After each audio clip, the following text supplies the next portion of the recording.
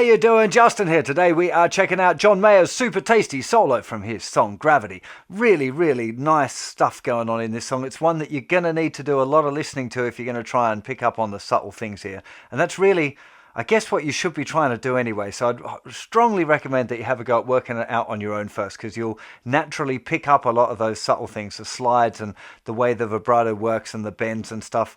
You know, I'm going to show you best I can, but, you know, a lot of that stuff really is better learned by ear. So if you can, I'd stop this video, go and have a go at working out the song, you know, using your ear, and then come back and kind of check it against the video and fine tune it if you need to. I'm fairly confident I got this pretty right as far as the fingering goes and the positions. A lot of it's kind of obvious from the slides. So when I'm transcribing songs like this, it's a little bit of kind of detective work. So the notes are fairly easy, but then working out where he played it in order to get to the next bit, that kind of thing. I guess that takes a little bit of experience, but you know, you're not going to get that experience unless you try doing it for yourself anyway. So I'm going to take you through, first of all, the intro solo. We'll just go through it nice and slowly. I'll take you through each lick and explain a couple of the, you know, the tricks to trying to get it right. And then we'll do the main solo too. That's obviously going to be better in a close-up. So let's do it.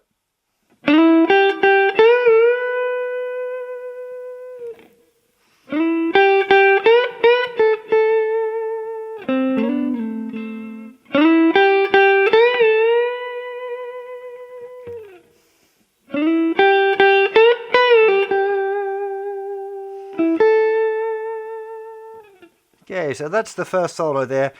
We're starting off with the second finger sliding up to the 9th fret of the 3rd string. Then first finger 8th fret on the 2nd string. Going to play that note twice.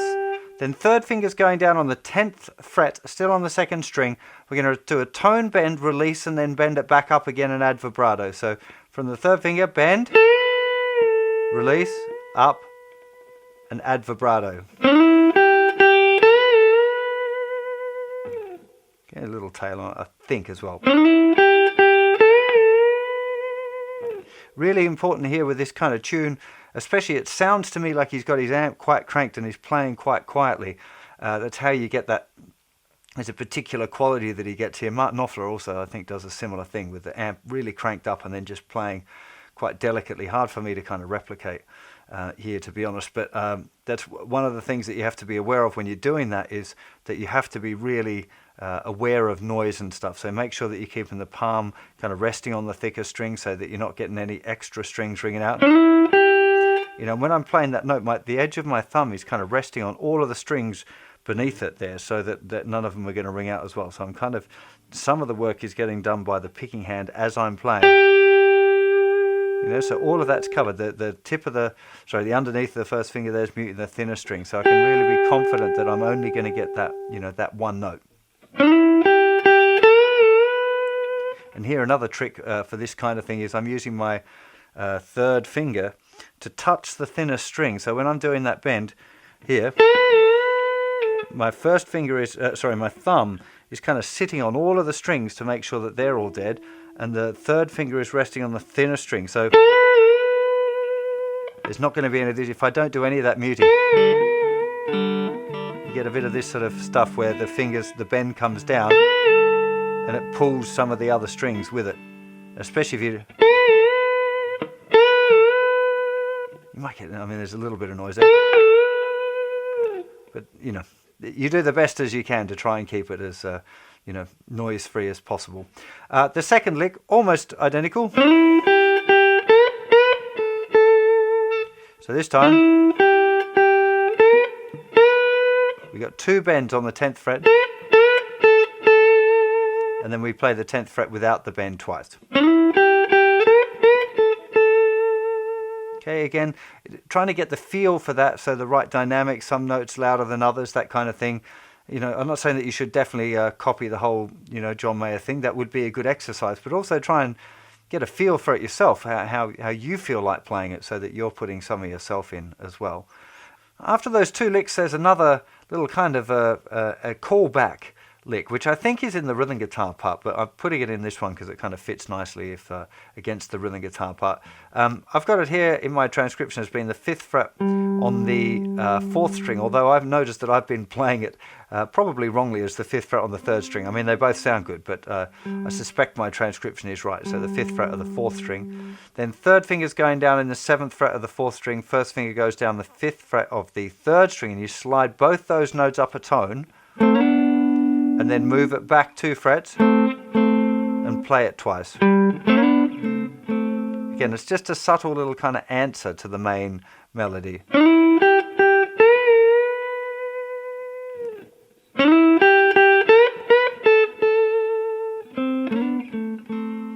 Okay, it's just I think it's, like I said, I think it's the rhythm guitar part, but sounds great to learn it anyway. Then we've got the next lick. Same as the first lick, you know, the repetition, really, really important, something I say all the time that generally students seem to ignore when I'm doing workshops and stuff, but it's very important to repeat phrases when you're playing because it gives the solo some sort of sense of communicating something. And then we've got a really nice variation. I love that little reverse bend, so that's all still like the first lick. But you want to mute while the bend is still at the top, probably with the thumb on the pick in there. And then you're playing it again, probably with an up pick. Release it, flick it, and then play it again. So pick while it's still up, release the bend, flick, pick with a down. Such a nice lick. Because a little bit of the vibrato helps it on its way as well. You know, and the styling of the vibrato is important as well. That's the kind of thing that you want to be listening out for and trying to replicate a bit. I'm not saying I've got it exactly like John's, you know, definitely tone and touch for me isn't nowhere near Mr. Mayer, but it's something that I'm still working on, and I think it's better for paying attention to it, you know, and I'd recommend that you do the same thing, of course. And then we just finished that little solo with 9th fret on the 3rd string, 10th fret on the 2nd string. And to, you know, vibrato again, and that's the end of that intro solo. So I'll just play it once more all of the way through. I don't think I'm going to try and play it even slower because it's already pretty slow. Hopefully I've explained it enough. So here we go, the intro solo.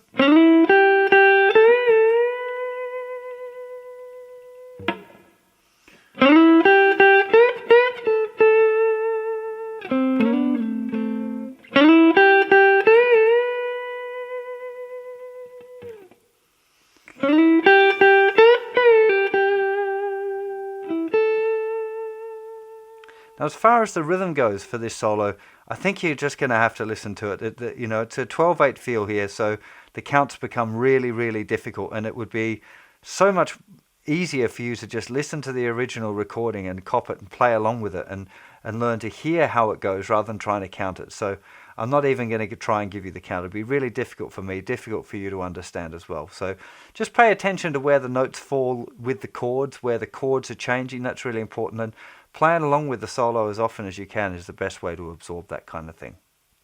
Now the second solo, also some really, really beautiful, subtle things that I'll try and take you through as well. The way he's playing it, and the predominantly it's kind of nice slides, I think, is what he's doing here that's so special. The very first line, 10th fret, 12th fret on the 2nd string, and then a slide up to the 15th fret. Now when you're doing that kind of thing, it's really important that you look here before you start the slide, right? So I'm here. Now my eyes are at the 15th fret, and I slide my finger up to it. If you kind of follow it with your eyes, you're almost certainly going to overshoot it, because as your finger's going up and your eyes say, oh, you're at the right fret, it's going to keep going before the signal to stop the hand kind of works. But there's something about if you just stare here and then say to your fingers, like, slide up to where my eyes are looking, it seems to work a lot better. You're going to find that anytime you're doing big position jumps, it's a really great trick. Just to, look where you're going. So 10th fret, 12th fret, slide up to the 15th fret, and slide it back to the 12th fret. You really hear a nice 10th fret, 12th fret again. Sorry. See, that I wasn't looking at the right thing. I was looking at my little page to make sure I was going to play the right stuff and thinking about what I was doing next. And my slide, kind of fell over the line instead of going straight to it. Really important to look where you want it to go. Now, the second lick,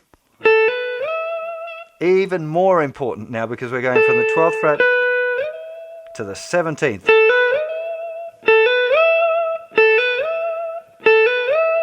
You're going to have to practice that. I'm still, as long as I remember to look at it fine and I'm not distracted by other things. One thing that just to mention here, when you're doing a lot of this sort of sliding stuff on the string, because you're having to use, you can't like let your hand up. You have to keep the pressure down. As you're doing that, if your strings are really old, if you look at your guitar strings and they're really black, that means they're kind of rusty and rough and they've got loads of finger gunk on them. And if you're practicing that kind of thing a lot, you will wear out the skin on your fingers pretty quickly because the strings become a little bit like sandpaper. So you might want to think about doing a string change or using some coated strings for this kind of solo.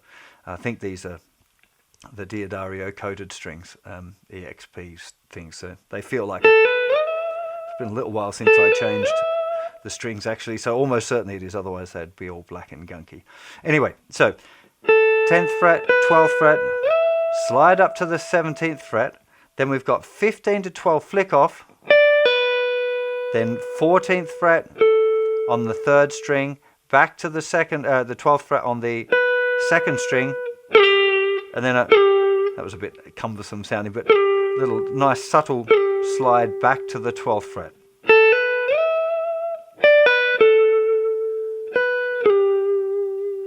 Okay, so just nice, just softly, really pay attention to how those slides sound. In this sort of song where there's nothing really technically complicated, these are the technical things that you want to be working on. It's not about trying to play really fast or do some fancy stuff. It's about making it really tasty and sweet and trying to put something into it. So, and that's where you practicing, just getting a nice little slide back there. Getting the slide here, it's going to take a bit of practice then.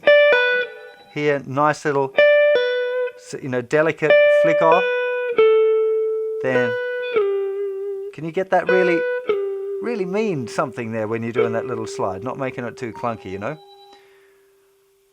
Bloody phone's going crazy today. I don't know what's going on. Anyway, sorry about the phone. Oh, enough already, phone. Crikey. Okay, then we've got this great lick. Okay, which is 15, 17 on the 2nd string, then 19th fret on the thinner string. Then the same thing, 15, 17, 17th fret on the thinner string. Okay, he does it twice. What's important to get is that this one is happening first of all on beat 4, so check out where the note falls. Don't worry too much about it. They're in time, they're 16th notes, but you want this one falling on beat 4 and this one falling on beat 1 the first time. Then, okay, the second time they're played closer together. It's really, really, really nice line that. And then we've got another kind of, still basing it off the same theme again, that idea of repetition being really important. We've got 15, 17, then 19th fret, so up, it's just a semitone, up, down, 15th fret. Now it's one of those licks where I very, very rarely bend with my little finger. I'm not sure what John... thinking about it, it's actually easier with my 3rd finger. Need to get some close-up video action to find out what John's doing. But yeah, either use your 3rd or the 4th finger on that. Then we've got the same idea, big jump here. Now 3rd finger on the 15th fret of the 2nd string, same idea. So tone, bend, so that's the difference. So, sorry, up, down, 12th fret. Now for the last part, we've got the 2nd finger sliding up to the 16th fret, that's 2nd finger. Then 15, 17 on the 2nd string. Then 1st finger's going to slide all of the way back to the 10th fret, which there would be easier ways of playing this, but particularly for the next lick, I'm pretty sure that's what's going on. Okay, big jumps. 16, 15, 17, 10. Again, you want to be looking at that 10th fret while you're sliding back to it. Then you've got another really nice lick, which is going to be 8 to 10 hammer on, slide up to 15, and slide back to the 13. Okay, this is going to take you some practice likely. 8, 10 hammer on, slide up to 15, slide back to 13.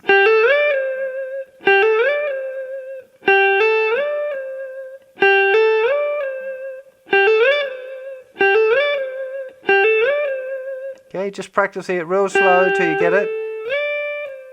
You can hear I'm really here. I'm trying to it feels like I'm pressing into the fretboard to get that. So I'm really, it's almost flicking as well. You'll find with these kind of things that if you practice it nice and slowly, it'll start to feel easy. And when it feels easy, you're probably getting it right. Lovely lick. Something you can see on the live versions of this song, the Light Is version. He seems to be exploring a lot this idea of playing, big slides and these, playing on one string quite a lot. He does some really nice harmonic things as well, where he's playing. You have to see behind the nut here, but he plays harmonic. I can't do it enough on this guitar. It's already, because I've got a string tree on there already, but see, bending it out of tune as well. But anyway, pressing down behind the nut there to make the harmonics up is a very, very classy trick. He does it and gets it so in tune. It's I had a quick go at it when I was doing this transcription and researching for this tune. I was like, whoa, that was really, really difficult. I might end up having another go at it myself, but that was kind of hurting my fingers. I hope you've enjoyed this look at John Mayer's beautiful playing in this tune. I really think it's important to listen a lot to the original recording and try and cop some of those subtle things. When you're learning a solo that's technically challenging, you can spend a lot of time thinking about the technique and the timing and all that sort of stuff. But with a solo like this, it's all about the touch and the tone and trying to draw out something, a bit bigger than just getting the notes right. The notes are relatively easy, I suppose, but getting your bends really in tune, getting the vibrato nice, making sure there's no noise, the slides are going right to where they should be. How hard you play all of the notes is also really important, because when you play them nice and softly and then another note loud, it changes how it feels, and that's the key thing here that you want to be paying attention to. So anyway, hope you enjoyed the rhythm lesson as well. Remember, they're all over on the website. A brand new website just launched last week as well. If you haven't been to go and check it out, go and have a look now. It's really, really cool. You can sign in, save lessons to your dashboard, leave notes that only you can see on every song and every lesson. Got a little grade system thing going, so you can see all of the different levels of all of the different tunes, and there's a distinct pathway now through all of my lessons, more than 1,000 guitar lessons over there. Well, I think it's actually at 1,300, I think was the last count.